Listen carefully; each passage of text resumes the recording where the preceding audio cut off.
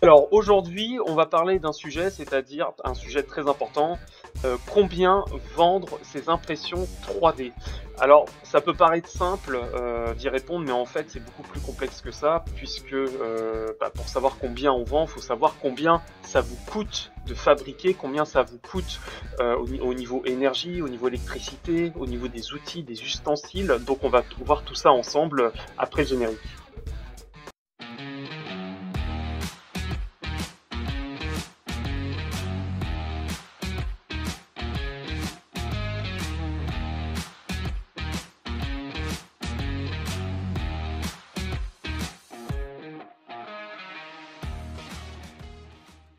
Donc effectivement, comme tu l'as bien introduit, du coup, combien vendent ces impressions 3D? Effectivement, c'est pas simplement on va voir en fait, on a pas mal de choses à dire sur ce sujet.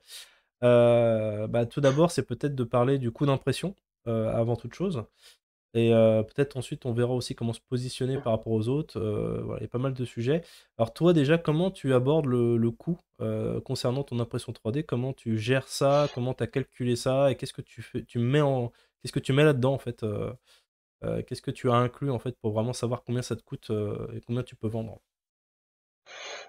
Alors avant toute chose, effectivement, c'est vrai que le premier réflexe, c'est on se dit, bah, combien, la concurrence, les concurrents, combien ils vendent eux, les figurines. Ouais, Moi avant toute c'est chose, vendu 3 €, donc faut que je le vende 3 €, quoi. C'est un peu ça peut non, être un non, peu bête comme ça, quoi. ça c'est une erreur, hein, donc ça je le déconseille. Tout d'abord, ce qui est important, c'est de savoir combien ça vous coûte à vous, de produire les figurines. Moi ce que j'inclus, bah, justement, ça sera dans la formation avancée. Je fournirai un tableau Excel avec tous les calculs, toutes les formules, donc il y aura juste à rentrer les valeurs, quelque chose d'assez Ah, c'est simple cool ça. Mmh. et détaillé. Et du coup, bah, moi, ce que j'inclus, bah, bien évidemment, l'électricité. Mais bon, l'électricité, comment on calcule ça? Alors, après, ça dépend. Si vous avez un compteur Linky, l'avantage, c'est que vous pouvez demander chez Enedis de raccorder votre compteur à Enedis. Du coup, vous pouvez avoir votre conso à l'heure. Donc moi c'est ce que j'ai fait, j'ai connecté le compteur Linky à Enedis et du coup je sais exactement par tranche par heure combien je consomme. Donc déjà là ça vous donne une idée. Par exemple si vous lancez votre machine, je sais pas à 10 heures, que l'impression se termine à 14 heures, bon bah entre 10 heures et 14 heures, vous pouvez voir déjà combien vous consommez. Bien évidemment, vous déduisez votre consommation personnelle. Donc déjà, il faut connaître votre consommation journalière domestique, hein, hors utilisation machine. Et ensuite, vous basez sur un jour où vous utilisez votre machine. Vous faites tout ça, Ce j'expliquerai qui tout est ça pas en bête détail. d'ailleurs, parce que je pense que les gens vont souvent se borner à la résine, tu vois, au genre de choses. Mais en fait, tu dis l'électricité, en Ouais. plus en ce moment, les Ah prix oui, oui, grimpent. Donc en plus, c'est pas mal d'avoir un tableur parce que du coup, tu peux rentrer les chiffres à jour de combien ça vaut le kilowatt ou voilà, et du ah coup de oui, tout savoir à fait. exactement. Parce qu'effectivement, peut-être que tu devras vendre plus cher si tes coûts variables ils explosent aussi. C'est un peu comme un boulanger. Si d'un coup le four il Ah, coûte plus cher, t'es obligé de répercuter ça sur tes matières. Donc c'est vrai que c'est important, hein. complètement. Après, bon, honnêtement, c'est des machines qui consomment pas grand-chose, hein. Ça va pas consommer plus qu'un ordinateur ou un téléphone. Mais bon, c'est quand même bien de le rentrer, même si c'est quelques centimes, c'est bien Bah, enfin, je me en demande plus. d'ailleurs, c'est tout con, mais alors tu n'auras peut-être pas la réponse, mais je me pose la question si une imprimante résine consomme moins qu'une imprimante PLA. Parce que PLA, t'as quand même une buse chauffée à plus de 200 degrés. Ça m'a Bonne l'air un peu question. plus, tu vois, énergivore, mais j'en sais rien. Donc si vous avez la réponse dans les commentaires, moi ça m'intéresserait de savoir ça. Effectivement, ça Ouais, serait. bonne Je me question. pose la Ça, question, vu que la malheureusement, technologie est différente et que tu es plutôt sur du flash, est-ce que, ouais, que c'est du LCD machin, donc bon, c'est moins. très bonne question, ouais. Hmm. C'est une très très bonne question. Et ensuite, il y a tout ce qui est la résine. Après, il y a votre slicer qui peut vous faire une estimation sur une impression en millilitres ou en euros, combien ça va vous consommer. Donc ce qui est bien, c'est que, enfin en tout cas sur Litchi, vous pouvez mettre le prix de la bouteille. Mhm. Le prix que vous avez acheté la bouteille, vous rentrez la quantité, et lui il vous fait une estimation en quantité de résine et aussi en euros. Mmh. ou en dollars ou dans votre devise. Et bon, c'est théorique, bien sûr. Et moi, j'ajoute toujours 10-15% de perte parce que bon, bah, quand il y a le nettoyage, tout ça, voilà, c'est à peu près 10-15% pour être large. Et aussi, bah, après, il y a tout ce qui est ustensile, c'est-à-dire est-ce que vous utilisez des filtres à usage unique, donc des Mmh. filtres en papier, enfin en nylon, ou est-ce que vous utilisez un filtre écologique? Bah, ça sera ça, c'est une astuce que je donnerai dans la formation avancée. Il y a des filtres écologiques que vous Et pouvez dans la formation utiliser. gratuite, tu montres en plus, un peu quelque chose sans papier aussi, Ah oui, oui, tout à fait, ouais, bah, il y a des filtres qui s'utilisent tout le temps en illimité du moment qu'on les nettoie. Bon, bah, ça, c'est super. Ensuite, bah, il y a l'alcool isopropyl ou l'éthanol. C'est-à-dire que, bon, bah, il faut connaître aussi pour la production. Attends, non, là, ça, c'est le cinéma. Post, attends, j'ai un trou de mémoire. post-traitement? Voilà, j'étais encore dans le cinéma. Post-traitement, dans le post-traitement, bah, savoir, bah, déjà, bon, bah, c'est des bacs qui sont assez conséquents, hein. C'est-à-dire que si vous utilisez un bac pour de lavage, les wash and cure, pour des grosses machines, on est vers du 8 litres. Si vous utilisez pour des machines plus petites, on est vers du 3 litres. Et ensuite, bah, il faut calculer combien d'impressions vous pouvez nettoyer. C'est-à-dire que avant de renouveler votre alcool, il faut savoir combien d'impressions vous pouvez nettoyer parce qu'il y a un moment, bah, bien évidemment, l'alcool va être surchargé en résine et à la fin, bah, ça nettoie pas très bien. Ça, C'est bien, voilà, après ça pas bien. va bien. Mais bon, après, il y a des techniques pour la filtrer, pour la réutiliser. Ça, je donnerai tout ça pareil, dans la formation avancée. Et voilà, donc faut calculer. Et aussi, bah, par figurine, combien vous consommez en alcool aussi, tout ça, Donc OK, donc j'expliquerai tout ça. électricité, tout ce qui est, accessoires et comment on peut dire? Fil, les Consommables? gants, Donc là consommables, c'est ça, donc les gants en nitrile, oui, c'est gants en vrai. nitrile à usage unique, les filtres en papier, l'alcool, l'électricité.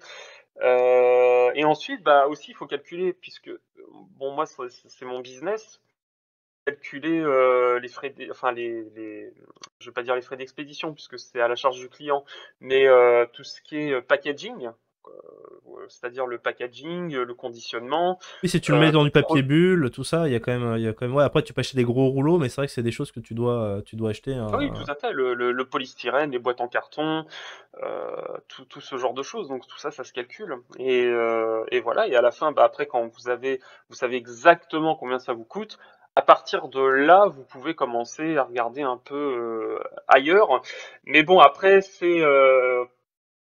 j'ai envie de dire, c'est une guerre de perdu. C'est une guerre de perdu et parce que bon bah, enfin moi j'ai vu des trucs de fou. J'ai vu sur Etsy des gens qui vendent des figurines 2 euros, 1 euro. J'ai dit mais Ah, c'est que déjà, il y a juste un truc tout bête, c'est que vous avez peut-être pas la même échelle de production de quelqu'un d'autre qui, en fait, va du coup Mm, peut-être faire une économie d'échelle et va vendre 1000 mm. figurines, donc il peut vendre à 1 euro. Vous, il faudra Tout à peut-être, fait, si c'est vous en ça. vendez 10, il faudra peut-être la vendre à 3 balles pour dans tous les cas, moi, le ratio, je me dis, c'est qu'il faut au moins faire 30 ou 40% de marge. Dans tous les business, c'est comme ça, tu es obligé, enfin, si tu peux faire plus, c'est encore Ouais. mieux. Ah bah, dans l'impression Après 3D, tu fais beaucoup plus. après oui, mais je veux dire dans les business en tout Mm, cas, si tu es en dessous de 30, tu t'en vis pas en fait, enfin c'est vraiment compliqué ou même pour du loisir. Donc il y a quand même cette notion de marge. Et il y avait un truc que je t'avais dit la dernière fois, je sais pas si on l'avait filmé. C'est vrai que j'ai une phrase qui m'avait marqué, c'était que quelqu'un disait: «Ça sert à rien d'être le deuxième moins cher, ouais. parce que du coup tu seras jamais le moins cher». Et donc cette guerre en fait, et il y aura toujours quelqu'un de moins cher que vous. Par contre, il y a une stratégie d'être le plus cher. Ça peut être intéressant parce qu'il n'y a pas de limite à être le plus cher. Mais avec Bien le moins sûr. cher, il y a d'être le deuxième moins cher, c'est pas intéressant en fait. Donc du coup, c'est vrai qu'il faut arriver peut-être. Après, ça sera peut-être une autre vidéo sur le côté comment se démarquer de la concurrence. Ce sera peut-être intéressant de le traiter, ça. Bah, Je pense qu'on va rester sur notre thématique du combien. c'est euh, pour ça que c'est important d'ajouter sa touche personnelle qui justifiera Ouais, un prix beaucoup plus élevé. Et ça, justement, dans la formation avancée, on parle de ouais. ça. Et je pense qu'on en Comment, reparlera aussi en vidéo, si on ouais. s'était dit qu'on allait Mm. traiter aussi sur ce côté-là qui était intéressant. En tout cas, voilà pour les. Là, sur l'argent, ouais, c'est de ne pas se comparer aux autres, forcément. Ah oui, non, non, du tout. Et bon, même moi, j'ai commandé des trucs à 2 balles, 3 balles. La qualité, franchement, c'est pas top. Donc faut pas hésiter, n'hésitez pas à imprimer, faut pas, comment dire, faire des enfin réduire la qualité, non, il faut y aller au contraire. N'hésitez pas à imprimer de très, très bonne, qualité, le maximum et ça sera toujours rentable, vous serez gagnant. Ça sert à rien de faire du Oui, vide, du pas bien. c'est toi que tu m'expliquais qu'en fait, du coup, Mmh. Ah ouais. tu faisais pas de compromis sur la résine. C'est que du coup, tu prenais. Il y a des gens Ah qui vont ouais, ouais, certainement. bah Tu m'avais dit que tu avais déjà par le passé commandé chez des gens, d'autres ah fournisseurs oui, pour voir, en fait, pour espionner un peu la concurrence. Et que du coup, tu avais été tout à fait, déçu c'est aussi ça. sur la qualité de résine qu'ils avaient mise. Et que du Ah coup, toi, ouais, tu me disais que dans tous complètement. les cas, effectivement, et c'était un bon conseil qu'on peut donner aussi, c'est qu'il y a peut-être un poste sur lequel, peut-être les gants de nitrile, vous pouvez prendre des pas trop chers. Enfin, voilà, si vous avez des fournisseurs ou l'éthanol, peut-être plutôt que l'IPA pour être moins cher et tout ça. Mais par contre, c'est vrai que sur le côté de se dire, voilà, acheter une bonne résine, parce que du coup, c'est vraiment les gens, surtout ceux qui ont l'habitude d'en acheter, s'ils voient que votre figurine est de bonne qualité, bah, ils vont être plus susceptibles de racheter chez vous et surtout de pas vous défoncer dans les commentaires. Et c'est vrai que finalement, j'avais vu un petit peu un reportage il y a un an, je crois, sur la tyrannie un peu des commentaires, parce que maintenant, je sais pas si pour plein de gens, tu fais la moindre action sur Internet, tout de suite, tu reçois un formulaire le lendemain pour te demander ton avis. Généralement, tu y réponds. Par Mmh. exemple, tu vas recevoir plein de colis Amazon, tu vas jamais dire si la livraison s'est bien déroulée. Par contre, le jour où le mec il défonce ta boîte, il l'encastre dans ta boîte aux lettres, là, tu vas le défoncer en commentaire. Donc, généralement, les avis sont, je pense qu'il y a 90% du temps, c'est les gens qui sont pas contents qui mettent leur avis. Ah oui, Et du coup, bah ça vaut mieux être nickel autant sur l'envoi, l'emballage, que sur la qualité de finition, d'impression. Là, vous serez tranquille quand même. C'est vrai que là-dessus, pour moi, faut pas faire trop d'économies sur la qualité, quoi. ah oui, bah, moi, ça me rappelle mon prof, quand je faisais des études dans le commerce, il me disait: «Bah, un client insatisfait, c'est 10 derrière qui le seront, hein». Parce Ouais. que là, il se passe c'est comme dans la restauration, ils se passeront le mot, tu as un, ça se passe mal, il va le dire à sa sœur, ses amis, son copain, son Oui, voisin: «Ah on ça disait que c'est pas bien». insatisfait, c'est 3 Ah et ouais, mais ça va vite. Il dit insatisfait, c'est rien. 10. Et puis, je pense que, tu sais, tout Oh, il y simplement, en a je pense que c'est l'histoire ouais, humaine, en fait. Après, on dérive un peu. ouais, Mais je pense que généralement, on va plus s'attarder sur ce qui n'a pas marché dans une journée que ce qui a été oui, bien. On va pas dire, ah, il a fait beau, c'était chouette, c'était putain, le c'est mec, un il m'a grillé réflexe. au feu, nanana, Ouais. il m'a insulté. Voilà, c'est un réflexe Ouais, normal. c'est un Donc, réflexe, donc c'est c'est un. instinctif, Ouais. on les moi le premier, hein, c'est vrai que bon, bah, après il y a des gens, oui, effectivement, qui n'hésitent pas à le dire, «C'est super, c'est génial, je suis très content». Il y a heureusement qu'il y a des gens aussi qui le disent, mais c'est vrai que bon, bah, avec le quotidien, on n'a pas le temps, bon, bah, ça se passe bien et c'est vrai que souvent, bah, on veut, si enfin, les gens vont pas dire sur internet que c'était super, que ça s'est bien passé et ils vont juste dire que ça s'est mal passé, quoi, c'est tout. En tout cas, pour résumer, ce qu'on peut dire, c'est vraiment Ah de calculer tous les coûts, même les coûts cachés, même les coûts, ah oui, vous y ah oui, pensez pas. Si vous n'arrivez pas sur une figurine, essayez de voir au mois, en fait, sur, par exemple, le nombre de cartons que vous avez utilisé, ce genre de choses. Et l'autre truc aussi, et c'est vrai que toi, tu le fais, tu proposes l'information avancée, et moi, je conseille à tout le monde aussi de le faire, c'est faites-vous un tableur, à minima, en fait, oui, et oui, comme ça, complètement. entraînez-vous Mmh. un petit peu à juste faire quelques formules toutes simples. Les formules, vous pouvez faire un Google Sheet, c'est gratuit. Et du coup, vous pouvez directement écrire Tout à vos fait. formules et comme ça va. Chaque fois que vous échangez bah, du coup, des pourcentages, si demain l'électricité est plus chère ou moins chère, et bah, du coup, ça va modifier vos coûts. Vous allez savoir exactement à combien vous en êtes. C'est quand même super intéressant. En tout cas, cool pour l'astuce. Voilà. Bah, je pense qu'on. Bah Hmm. J'allais bah, conclure, mais voilà, vas-y, je t'écoute. non, bah, de toute façon, vous aurez un tableau Excel, super bien détaillé, vous aurez juste à remplacer, voilà, il y aura des chiffres, vous mettez vos chiffres à vous et ça vous fera le total, la déduction, tout ça Pour ceux et il y a qui suivent la aussi formation. Ouais. Hmm. et j'ai oublié aussi un détail, c'est, bon, bah, il y a les coûts de production, mais il y a aussi les, les prélèvements, tout ce qui est URSSAF, les charges. Voilà, ça aussi, il faut le calculer. C'est-à-dire qu'il C'est vrai, t'as raison. faut savoir exactement combien. Alors moi, perso, j'ai pris c'est super. Enfin, t'as tu peux payer au mois ou au trimestre. Tu vois, Oui, moi, je recommande quel statut social? Mais ça, au, on en au refera une vidéo. entrepreneur. Ouais. On en Mm. refera une vidéo, je pense. Alors après, sans Ouais. forcément se définir comme professionnel là-dedans, mais en tout cas en disant pour Oui. quelqu'un qui vraiment se pose la Mm. question, Il veut se lancer, ouais. comment je me lance? Ça pourrait être faire une bonne vidéo Tout à fait. justement d'expliquer les différents statuts. Je pense qu'on y reviendra là-dessus. Bon, généralement Ça, c'est faut prendre en compte. auto-entrepreneur, mais. Il faut le prendre en compte, ouais, combien de charges vous payez, combien d'impôts vous allez vous payer. Et ce qui est bien, c'est qu'aujourd'hui, bah, vu que maintenant tout est numérique, tout est digitalisé, vous pouvez savoir à l'instant T combien vous allez payer le mois prochain. Vous pouvez même choisir enfin moi je conseille enfin moi j'ai choisi mensuel. Je trouve que c'est mieux, comme ça au moins, voilà, t'attends pas 3 mois. Voilà, c'est payé, c'est prélevé tout de suite, et comme ça t'es tranquille après. Donc voilà. Donc ok, donc pour conclure, bah voilà, vous faites tout, vous calculez tout ce que vous utilisez, tout ce dont vous avez besoin. Effectivement, il y a aussi ce côté à la fin, qu'est-ce qui vous reste dans la poche? Bah du coup, forcément avec différents statuts, c'est plus simple de calculer ça. Vous pouvez avoir directement le chiffre. Donc effectivement, le tableur est encore plus intéressant parce que vous allez pouvoir avoir ce chiffre-là qui est à peu près Mm. fixe. Donc vous allez savoir exactement à la fin combien vous avez et surtout combien vous devez vendre si vous avez un objectif à atteindre financier.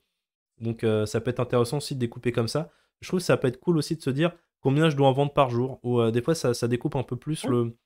Des fois, on a un iceberg de se dire il faut que je gagne tant de milliers d'euros pour être bien. Et du coup, découper en journée, c'est un peu plus digeste de se dire bah voilà, par exemple, il faut que j'en vende 5 ou 6. Après, si vous êtes dans une optique de vivre. Bah, d'ailleurs, j'en profite, on a fait toute une vidéo sur si vous cherchez des clients, quelques idées en tout cas pour vous aider à vous lancer dans votre activité.